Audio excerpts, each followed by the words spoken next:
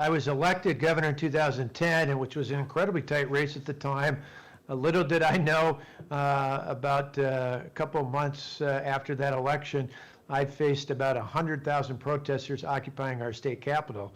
But in many ways, I was prepared for that because before I was governor, I was the first and maybe only Republican ever elected as the Milwaukee County Executive.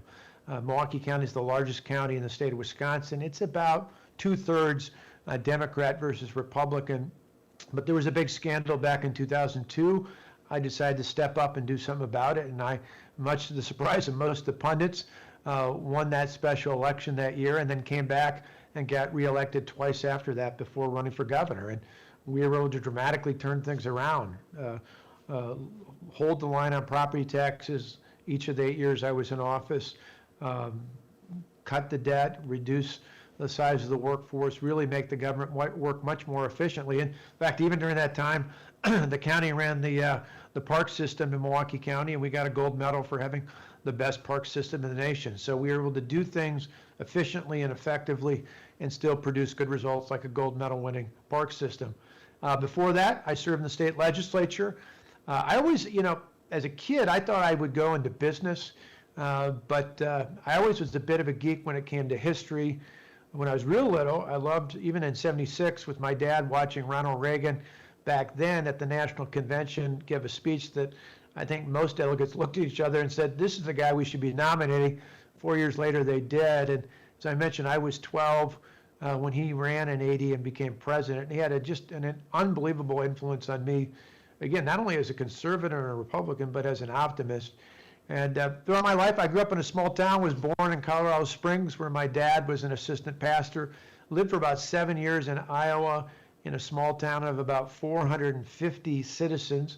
Ironically, at the time, a long time ago, back in the 70s, our state representative was a farmer just down the way from us in a different town by the name of Chuck Grassley, whose grandson is now the representative from that area and the Speaker of the General Assembly in Iowa. And of course, Chuck Grassley's a longtime elected U.S. Senator from Iowa now.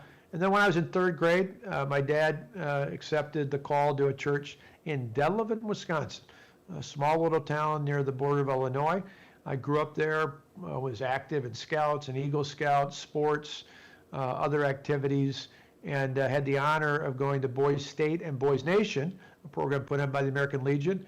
And that's really where I took my interest in history from before and applied it to government and politics.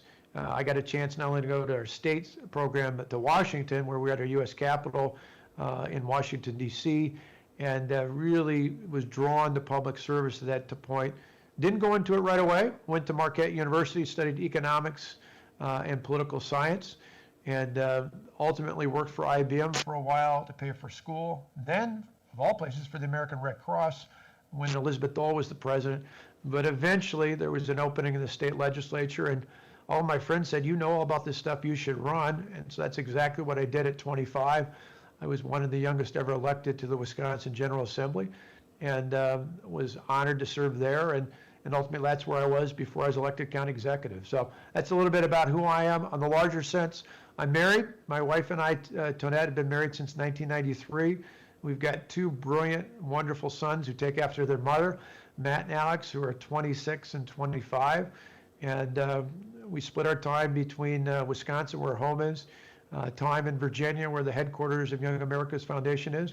And as a Midwesterner, in the winter, I spend as much time as I can out in Santa Barbara, California, where the Reagan Ranch is, and the Reagan Ranch Center, which is owned and operated by Young America's Foundation.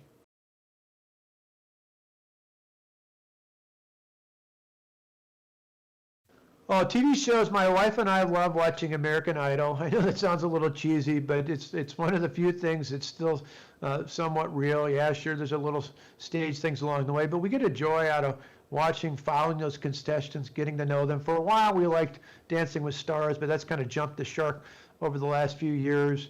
I think when reruns come on, we're a bit of junkies on things like Law and Order. Personally, for movies, I'm a total geek when it comes to Star Wars. I wasn't so happy about the second wave of the trilogy, which is technically episodes 1, 2, and 3. Loved the last trilogy part that came into play. Loved watching, although I'm a little annoyed with them politically about The Mandalorian But I'm a total Star Wars geek. Love movies like Indiana Jones, others that came out of my generation. Total sucker for movies like The Shawshank Redemption when they come on anytime they're on a cable news or a rerun somewhere out there. And along with that, my big refuge, I'm not a golfer. I ride a Harley. I've got a 2003 Harley Davidson Road King. I love riding that all over Wisconsin, in many cases all over the country, and really enjoy that time. I love to hunt. Just got a nice 8-point buck this last season in Wisconsin. And my refuge when we were governor was, we lived in the governor's residence, which was nice, not complaining, but the real refuge was there was a pier off of that house, and my wife and I bought a used pontoon boat, which we still have today, on a lake in Wisconsin. And that's one of the great things. Even last year during the pandemic, there's no better way to social distance than to be out in a boat, floating around a beautiful lake with a summer shanty from Leinenkugel's, watching a beautiful sunset in Wisconsin.